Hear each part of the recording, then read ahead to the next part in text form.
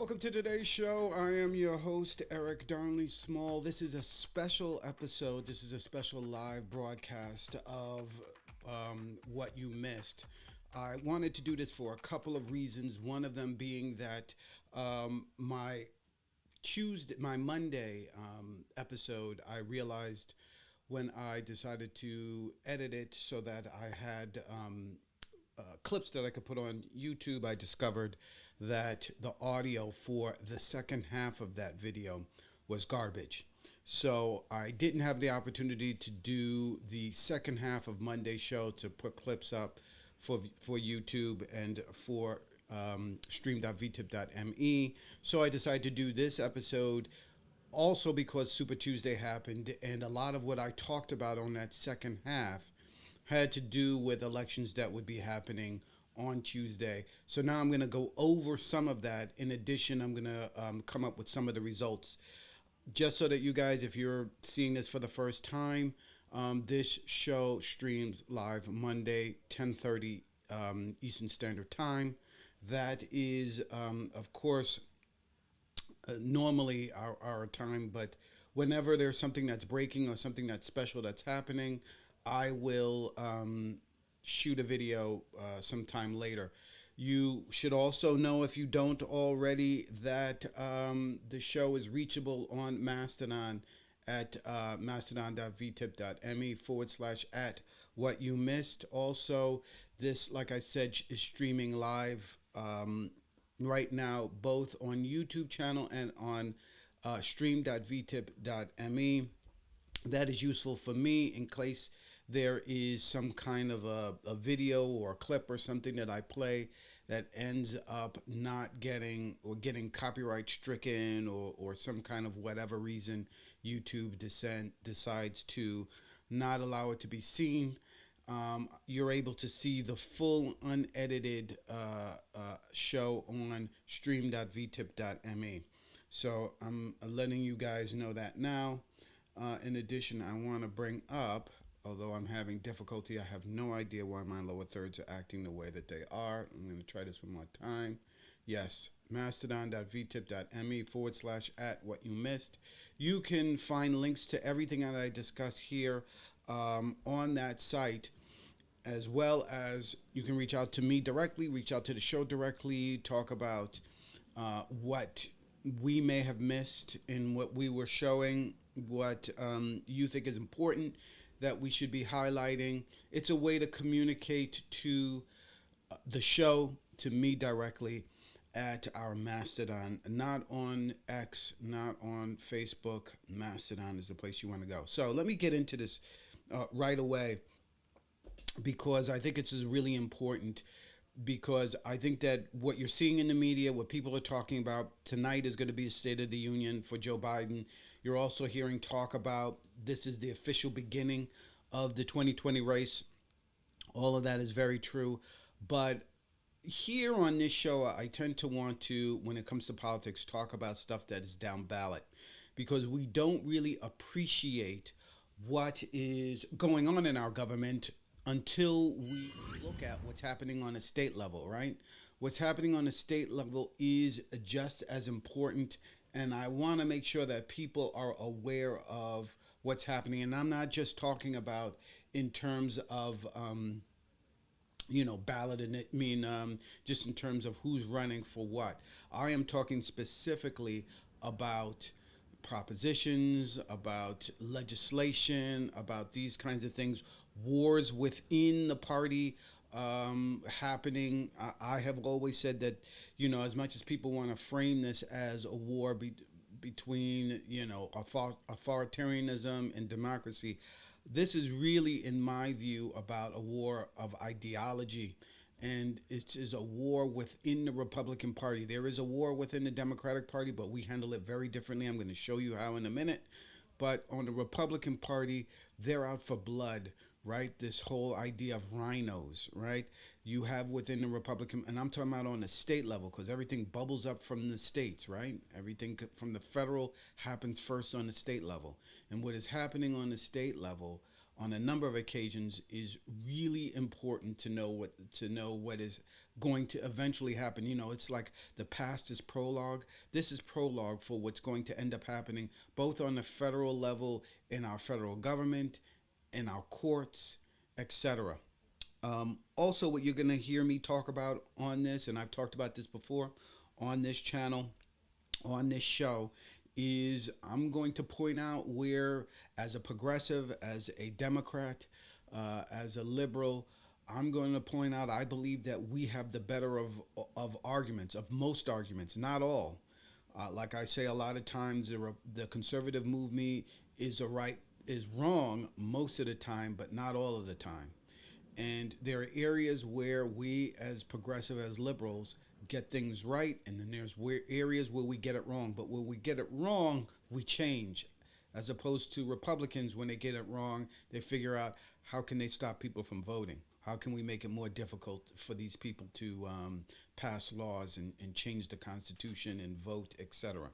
Big difference between conservatism and progressivism, between Republicans and Democrats. But let's go into this right away, and I'm going to break down exactly what it is I want to talk about and how I want to talk about it. And I just want to begin with, these are post-election stories. And again, I just want to remind that these are stories that I was talking about on Monday, and for whatever reason, I had audio problems, so I was not able to bring the full. I wasn't able to upload, and I didn't want to upload with the poor quality of the audio. I didn't want to upload what I talked about on Monday, but one of the first things I talked about on Monday was Proposition E and F in San Francisco. These are two propositions that are going to move liberal, progressive San Francisco further to the right. That's fascinating. Another story I did not talk about was Republicans' attempt to save IVF in Alabama. Another story that I did talk about on Monday was Oregon's passing a new law to recriminalize drug use. What new came out on Super Tuesday is that one of the things that we knew is that Barbara Lee, Katie Porter, and Adam Schiff were leaving the House.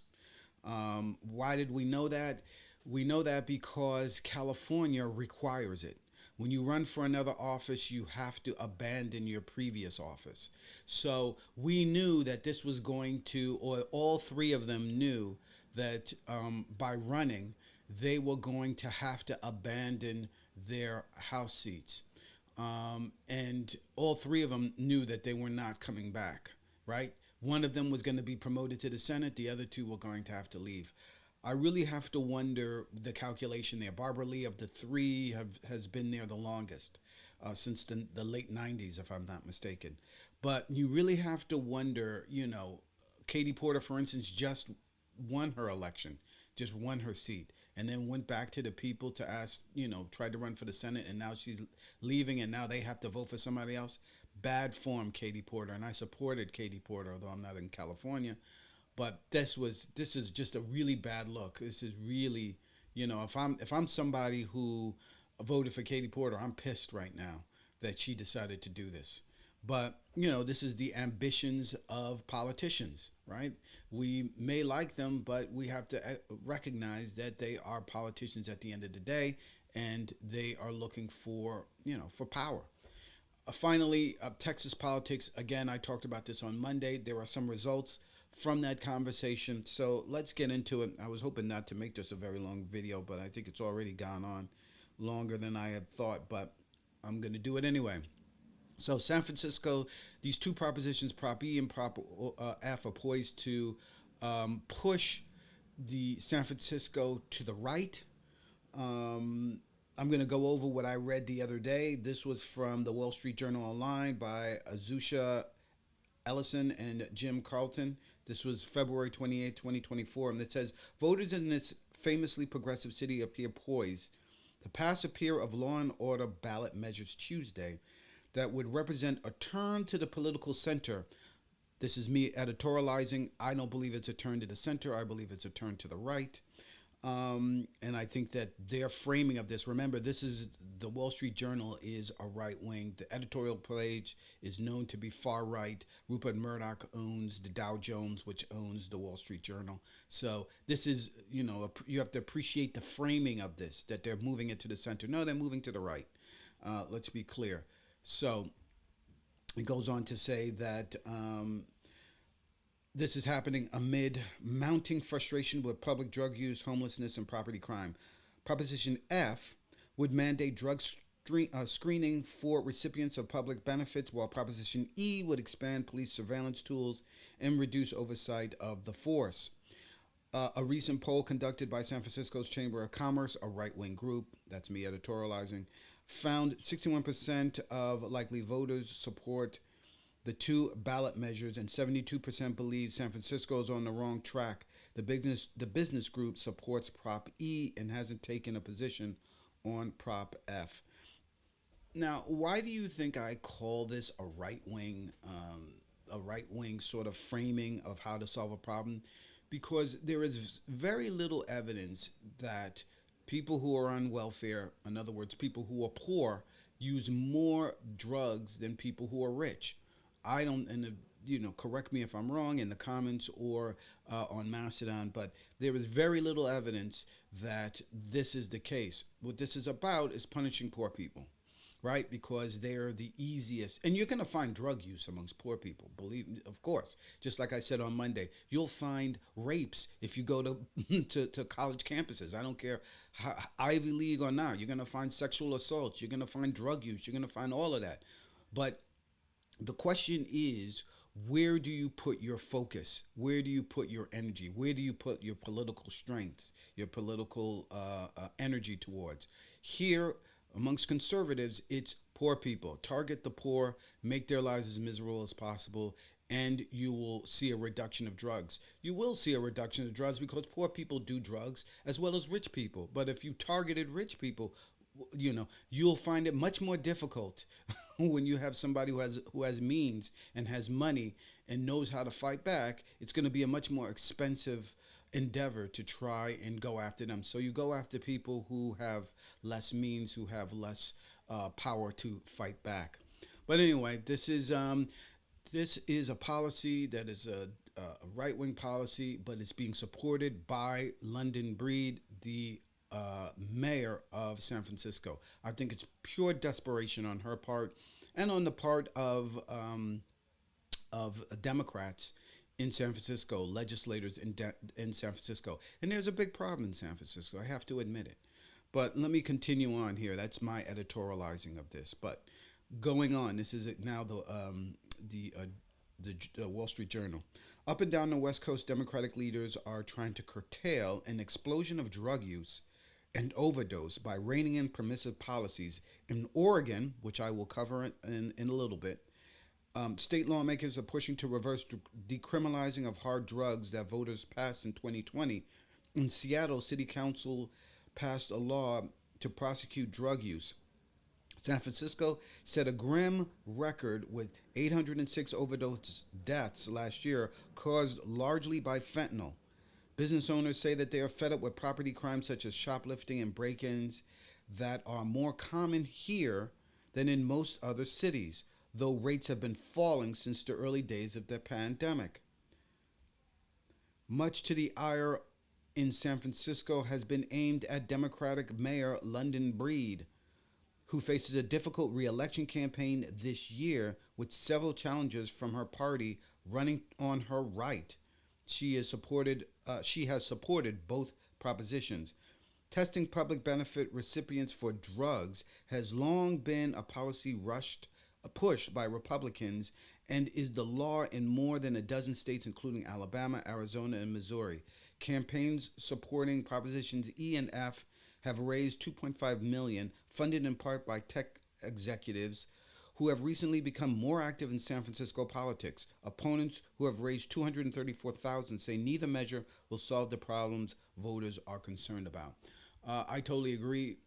Well, no, I don't totally agree with that. Again, I think that this is you're gonna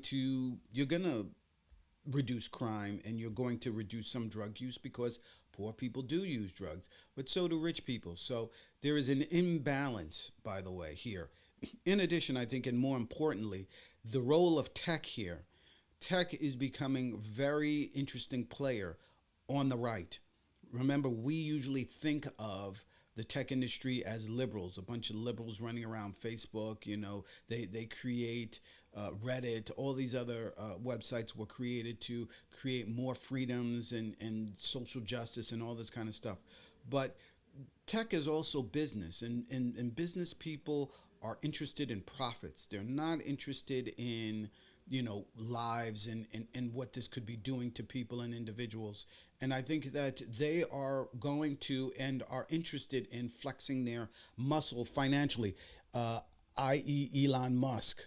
And of course, they have the interest of the Republican Party, which is more than willing to support tax cuts and more than willing to bend the country's government towards their needs. So this is a fascinating turn of events. But again, when Democrats get things wrong, we change policy. I think that this is an important thing. I think this is a smart thing to do. And again, you attack this issue in a more equitable way and another way. Drug use is a huge problem. It's in homelessness and all of that. I'm going to go into some of that. Some propositions and whatnot that are moving forward in California. And I believe I have the data on that, but I'm going to take a look when we get there. But so Prop E and Prop F from Super Tuesday is leading in the polls, right? So both of these propositions are poised to pass. We'll have to see if it ends up curing the problem that it's meant to cure, reversing those propositions going forward. Now, so here's an example of the right where they get things wrong. And, what's interesting here is, again, this is about the dog that caught the car, right? This is all out of Dobbs. This is all out of the Roe being overturned. This is what Democrats have said for a long time. Republicans have been about. They don't care about life and the unborn. What this is about is controlling women, controlling families. And Alabama passed this. The Alabama Supreme Court made a ruling about a few weeks ago that totally devastated the IVF, and it's completely created out of whole cloth. Nothing in the Constitution, nothing out of anything that anyone's ever heard of. But let me go through this article very quickly, and it explains what happened and what the Republicans are doing, because they're running scared, just like Democrats are running scared on the drug issue in places in the big cities. Here in rural America, two things are animating the battle between the right. One is school choice that's going on in Texas. Whether we should be funding with public dollars private schools in order to undermine public schooling, and with respect to women's rights, autonomy over their body, and of course the in this issue, IVF and babies, and if a fertilized embryo is a person. So in Alabama, the Alabama Supreme Court has answered that question, whether an embryo is a person. And their answer is, of course, an embryo is a person. That created all sorts of problems. But the title of this article says Alabama passes law to protect IVF treatments. Two major fertility clinics said that they were moving to resume treatments quickly, though legal experts caution the state constitutional challenge may still arise.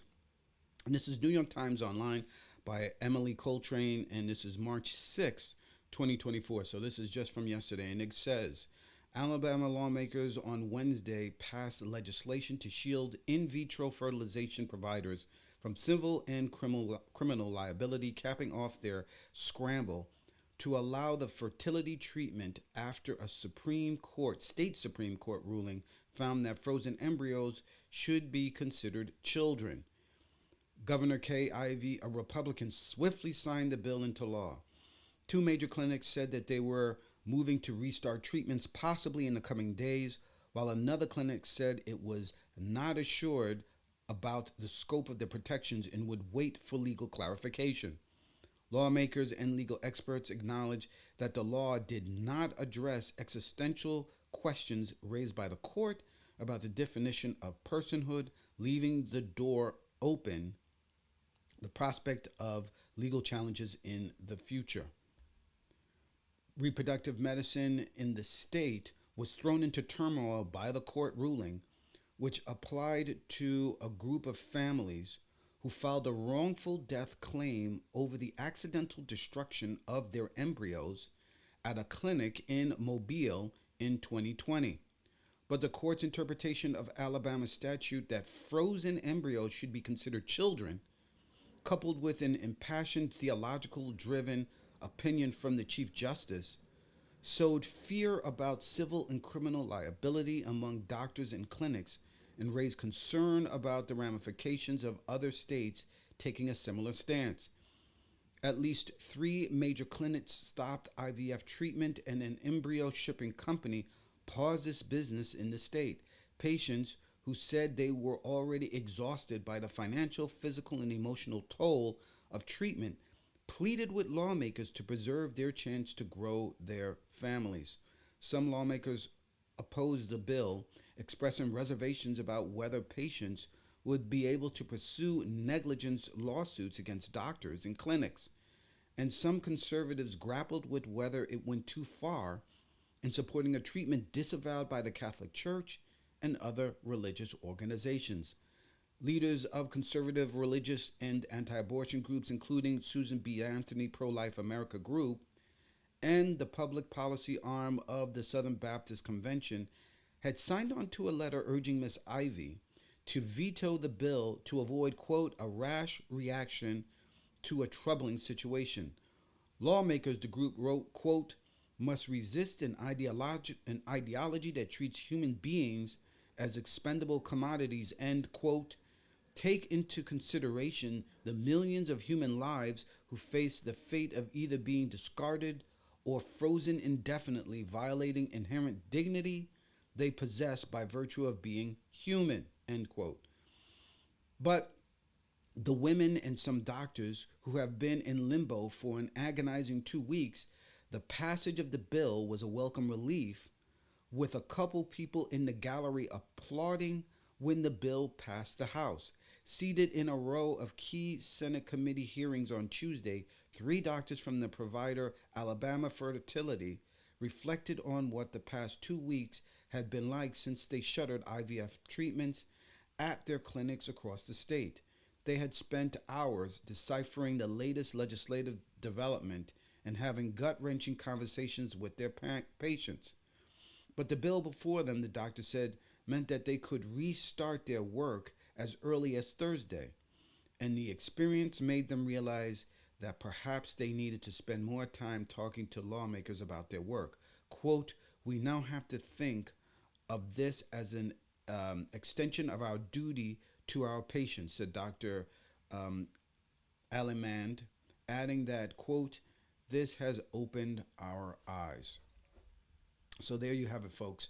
The Republicans in this case going at breakneck speed to undo a piece of or create new legislation that would begin to challenge their own Supreme Court and their own belief system. But make no mistake, the religious right in the state and all across this country are going to begin to start fighting back against legislators who want to protect things like IVF, because they fundamentally believe in their mind that those frozen embryos are human beings. And they now have one of the most conservative courts in the country agreeing with them. And the speech given by the Supreme Court Justice, the state Supreme Court Justice, who I believe is up for election, I have to take a look, or is either up for election or is retiring, was just like unbelievable in terms of talking about merging of church and state.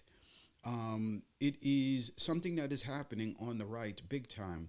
On the U.S. Supreme Court as well, we have a number of Supreme Court justices I think immediately, of course, of Alito, Thomas, Gorsuch. Absolutely, he has said, Gorsuch has said, the so-called separation of church and state. He doesn't believe it exists at all. We know Amy Coney Barrett was put on there, is put on the Supreme Court for her views, her Christian views and Christian beliefs. And believe me, this is not about opening up for religion. This is about Christian, right?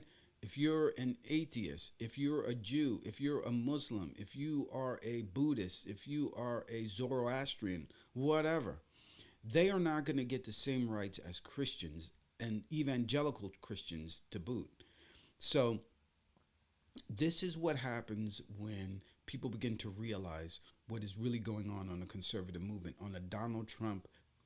And actually, it's not the Donald Trump. It is really is the conservative movement, and these kinds of things are just the beginning of tough stands that they're going to have to take.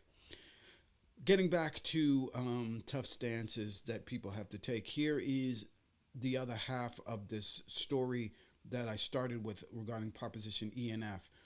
Oregon, which I had no idea, I don't know how many people here know that or listening to this know that, but it has had a really hard time with regard to drugs in the state.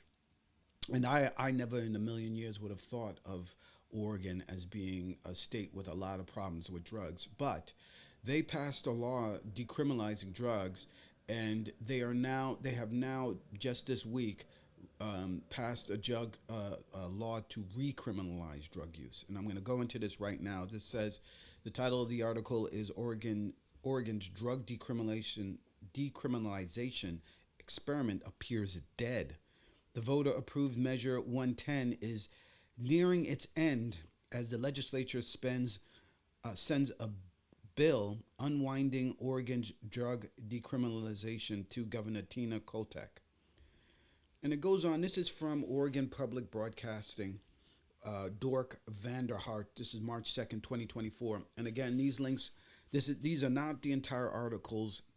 I'm not reading from the entire article. If you want to read the entire article, you will find links in our Mastodon, mastodon.vtip.me/act what you missed. You can read the entire article yourself. I read only a portion of it that I think is important for both time and so that this isn't me just blabbering on the whole time. But anyway, so this is from Oregon Public Broadcasting by Dork Vanderhart. This is March 2nd, 2024. And it goes, Oregon's pioneering drug criminalization experiment is dead, at least if state lawmakers get their way. The Oregon State Senate on Friday passed House Bill 4002 on a 21-8 vote with support from both Democrats and Republicans. It now heads to the desk of Governor Tina Kotek, who has declined to say whether she supports the bill, but has signaled she is open to reintroducing penalties for drug possession.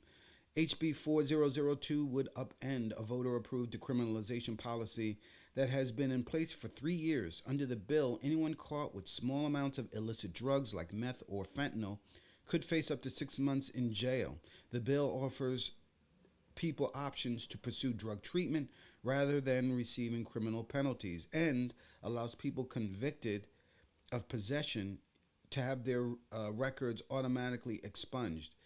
Despite those off-ramps, the bill has been harshly criticized by advocates of drug decriminalization who accuse lawmakers of retreating to a war on drugs that had particularly negative outcomes for people of color. Among its many provisions, HB 4002 also expands access to medications used to treat opioid withdrawal, creates new addiction service facilities, and makes it easier for prosecutors to seek steep penalties for drug dealers. Many lawmakers agreed that Oregon needs to take a step to address a growing addiction crisis, that HB 4002 struck a balance for doing that. Quote, it didn't appear at the beginning of this process that there was going to be a willingness to do what was necessary to begin to turn the tide, said Senate Minority Leader Tim Tim Knopp of Bend, Oregon. I'm glad to stand on the Senate floor today and report Oregonians, you won. Knopp, like many other Republican lawmakers, has tied surging drug overdose deaths in Oregon to Measure 110. Measure 110 was not what Oregons thought it was, he said. They were told their families and friends were going to get treatment for addiction and were turned into a free for all of public drug use, increased fentanyl, opioid overdose deaths, increasingly increased increasing exponentially in Oregon, becoming seen as a national dumpster fire. End quote. So this is now another article. This is as of a few days ago. This is Oregon's new drug penalties would mean a surge in convictions, jail stints, state estimates suggest. This is again from the same website by the same writer. This is March 4th, 2024. While lawmakers have emphasized House Bill 4002 prioritizes treatment over criminal consequences, the law is estimated to result in 1,333 new convictions every year among people whose only criminal charge is possessing a small amount of illicit drugs such as fentanyl, heroin, methamphetamines, or cocaine, according to an Oregon Criminal Justice Commission. For instance, the Criminal Justice Commission estimates 533 people per year could receive jail sentences after having their probation for a drug charge revoked. While the commission notes some of those could also be served in treatment facilities, Oregon has not been able to provide treatment to everyone who wants it.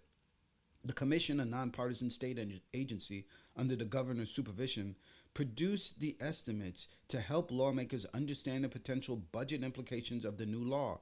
OPB interviewed analysts at the agency and requested additional public records to delve further into those numbers. Democratic lawmakers who crafted the legislation have said they're trying to strike a careful balance. Quote, I don't want to criminalize addiction, says Majority Leader Kate Lieber, a Democrat who represents Portland, told OPB before the legislative session, it's not good for anybody. While that might be true, it appears that this is going to pass. And like with San Francisco, Oregon is going through a really, really bad time with drug use. I mean, this fentanyl business is no joke. And I think that, you know, like that person said, the Democrat said, you don't want to go back to criminalizing people, but you also don't want to have, like the Republicans said, people deciding to come to Oregon to just do drugs and there being no treatment, no way to get people off drugs. The attempt to the war on drug, having a war on the war on drugs is smart in my opinion. However, you can't just decide that you're going to do nothing about a real problem of drugs. You have to figure out legislation that is both helping people and not incarcerating them and not selectively incarcerating them because they're poor, because they're on, for instance, like in California, they're on Medicare or Medicaid or whatever. You don't want to have to um, dehumanize people, not provide help and aid so that those people can become part of our society. Of course, that costs money. And I think that these are happening right now in blue states, but I think in red states, one of the reasons why there's been a move away from the war on drugs is because it's so expensive. You are housing hundreds of thousands of people across the country. Maybe, I think to some estimate, millions of people are being housed in prison because they're addicts, they're drug addicts. Mental illness is another reason why they're being housed in prisons instead of getting treatment. And that puts us nicely to this other California story about election results. And I want to highlight five specific things. And one of those begins with Proposition 1. And Proposition 1 in California was a proposition that was there strictly to deal with what I just mentioned. It was going to spend more money on mental illness. And this was a pet project by Gavin Newsom. This is spending more money, bonds, going back to the kitty, and building housing for the mentally ill, being able to treat the mentally ill, getting them off the streets if they're homeless, getting them out of the prisons if they're incarcerated because they're mentally ill. I don't know of any other state that is doing this or that is spending as much money on the mentally ill. However, it's going to cost a lot of money, billions. And California voters are not sure that money is being spent wisely. And I get that. I think that you got to make sure that the money that you've already given the state to do things like the homeless problem, that you start seeing results and that money is being wisely spent. But given all of that, the proposition appears as of now, 52% of the vote counted as of today. It is winning by a narrow margin of 50.3. That's only half of the votes counted. Again, if you could look at the map, which I could probably bring up, maybe I will. I don't know if I have enough time, but of course, the central parts of the state, which are very red, and look huge on a map, just like if you look at the map of the United States, it looks huge that these that are the red states. Well, people don't realize that there's mostly empty land there. The areas there are just pockets of cities where you have people, but it looks huge because it's all empty lands. Where you have a concentration of people, those are your blue areas where you've got like hundreds of thousands of people as opposed to say tens of thousands in the rural areas. They are against Prop 1. Of course, they're Republicans and conservatives, and they don't believe the government should be involved in this. But so far, this looks very narrow. And I don't know where the predictions are, but so far, Gavin Newsom, this is going to be a test of his leadership. It appears to be winning.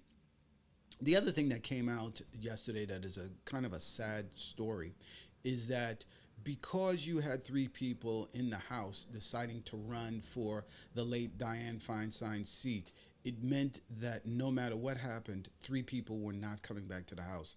Three very strong, two very progressive, and one very centrist but sharp Democrats were leaving the House one way or the other. Not due to retirements or any of that, like what's happening on the Republican side, but three members decided to run for Dianne Feinstein's seat. And in California, the law is you cannot run for a seat, or you can't run for a seat and still hold your old seat, which in other states you can do, which is why, for instance, I can't remember who it was, but there are in a number of states, folks decided to run for the House, who were in the House decided to run for the Senate, lost, and then were able to just run for their seat again and won it back. That doesn't happen in California. So Adam Schiff, Barbara Lee, and Katie Porter are all leaving the Senate come November. So far, those now have to be defended, by the way. Those seats have to be defended by Democrats now. And Katie Porter's was going to be the toughest. And so far, it looks like with 65% of the vote in, House seat 47, which she had just ran for and won, which I have to say, Katie Porter, I don't know what you were thinking. I know if I'm a Democrat and I'm in 47 and I voted for Katie Porter, I'm not happy. But anyway, it looks like right now a Republican is leading. Although again, this is going to be a runoff, I believe. So this is like a jungle primary. So what will happen is in the general, the top two getters will end up in a battle. So far, this guy Scott is ahead with 65% of the vote count, 33.1. I believe the Democrat David Min is right behind this guy with I think 32 point something. So it's neck and neck for the first two slots. In House 12, which was Barbara Lee's, that's going to be safely defended by a Dem. 26% counted. She's at 43.4. Latifah Simon, she is going to be, and I believe the person second in that race is another Democrat. So in all likelihood, it's going to be two Democrats who are going to be fighting for House seat 12. In House 30, which is Adam Schiff's old seat, it's again another Democrat. 68.9% of the vote counted. She's ahead by 28%. I think it's two Democrats, first and second slots. It's going to definitely be a Democrat. But Katie Porter's House seat 47 is the one where there's a chance of a pickup, of a Republican pickup, which is, and that was always a somewhat red part of California anyway, that Katie Porter was able to hold on to. But we will see if this guy Min is going to be able to pull it out in the end.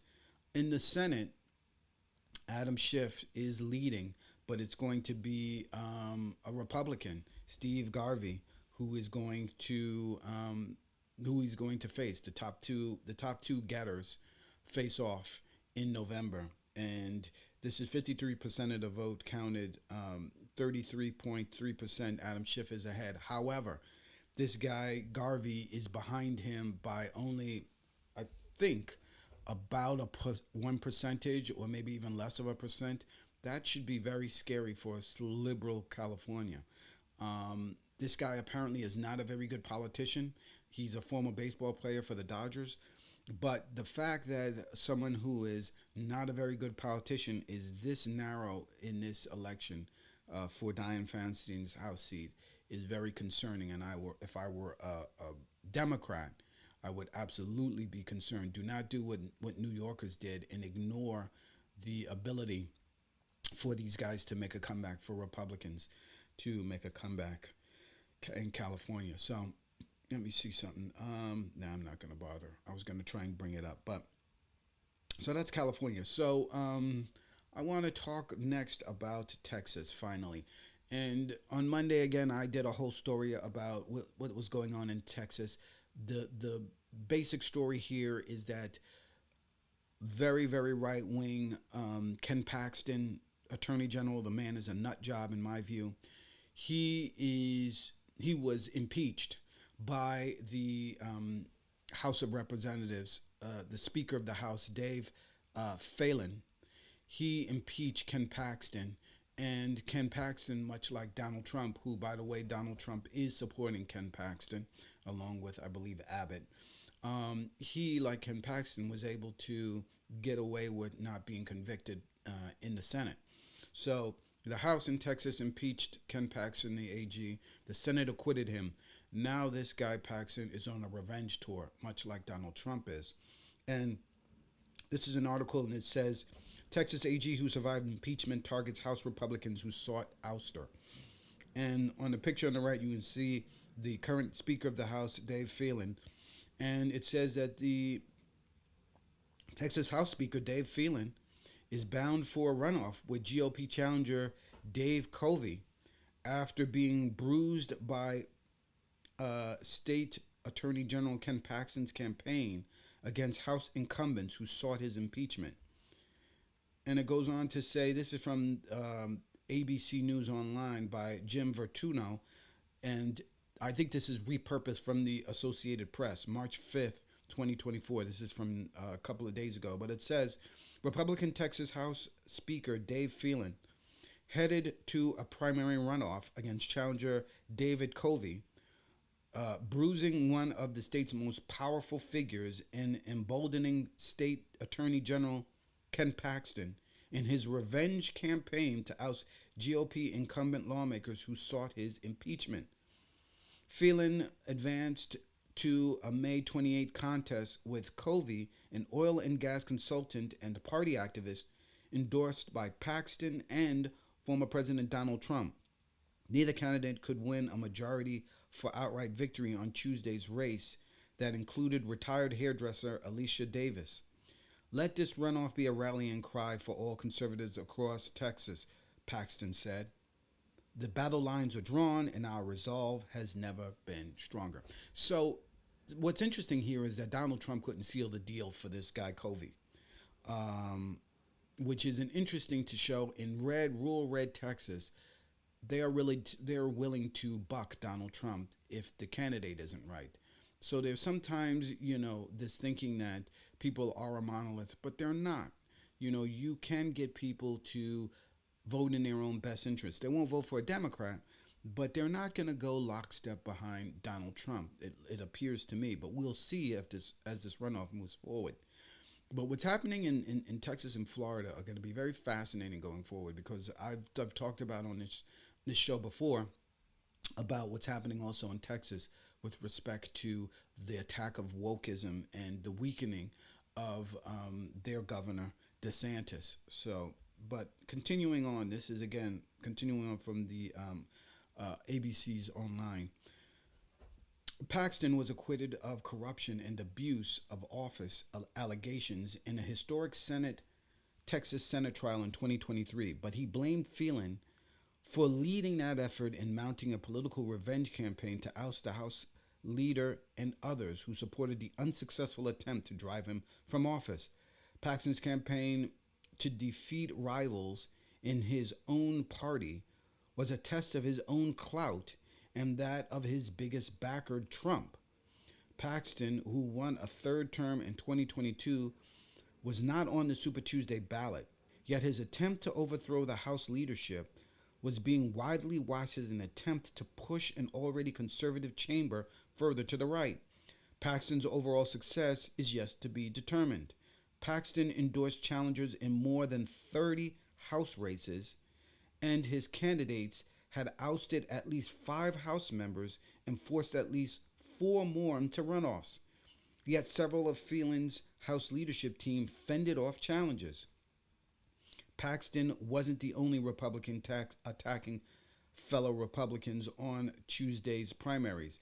Abbott targeted nearly 24 incumbents who helped defeat his plan to send tax money on private schools, putting some lawmakers in the crosshairs of both men as targets for removal.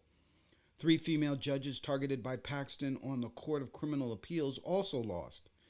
They were part of an 8-1 majority that stripped Paxton of the power to prosecute voter fraud without permission from local prosecutors. Paxton accused them of being activist judges after the court majority ruled that the law had been a violation of the state's constitutional separation of powers. Judge Barbara Harvey, who was first elected in 2001, was defeated by attorney Gina Parker. Presiding Judge Karen Keller, who was elected in 1994, was defeated by attorney and former appellate judge David Schoeneck. Michelle Slaughter, who was elected in 2018, was defeated by challenger Lee Finley. So there you have it, ladies and gentlemen. And by the way, what's interesting here about these numbers is that these judges who were dropped and who didn't win back their seats have all been on the court for a long time. That means that these judges probably are Bush appointees, folks from the old guard in Texas. And it appears to me that, as I've said before, the war in the Republican Party that is happening is between the MAGA right and conservatives, and the regular everyday conservatives, the Liz Cheney, let's say, conservatives. And it is clear to me that, well, what's unclear to me is where are these conservatives who are being targeted, who are being basically attacked by the Donald Trump MAGA-like folks, where are they going to go when they realize they don't have a home in the Republican Party? During elections and during other things, are they going to just sit out? Or are they going to decide to bend the knee and become Trump people? Or are they going to vote or lean more towards the center and maybe even vote for a Democrat? I don't know. It's something that's fascinating, but this is why I don't want you guys to miss what is going on the state level.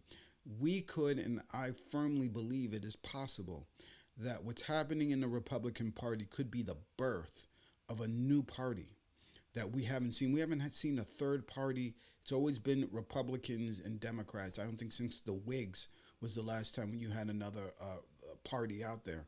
But we could be seeing the seeds of what creates the birth of a new party. What that party is, what it looks like, what it becomes is very interesting. Is the new party just the conservative movement along with the Hawks separated out?